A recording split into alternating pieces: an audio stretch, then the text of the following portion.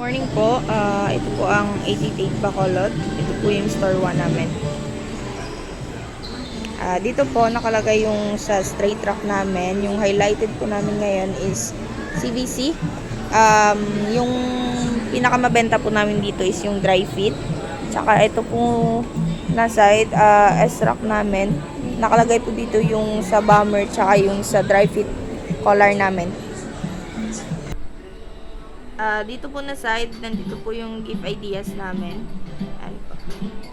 Yung best seller po namin dito is yung tote bag na regular and then yung sa white mug po.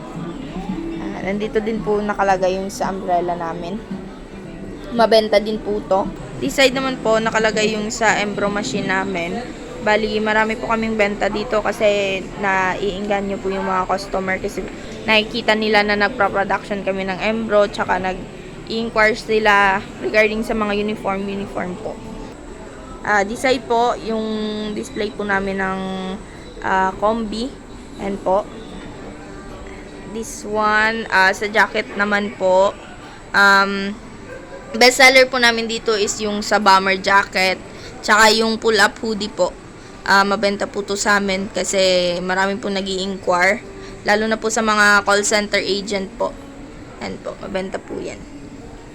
This one naman po is yung best seller namin. Ito po. Po nakalagay yung mga CVC namin. Ito naman yung production area namin. Dito po sa Warmesh po, yung pinaka fast moving po namin dito is yung canvas bag tsaka yung white mug. Marami po nag-i-inquire sa amin dyan.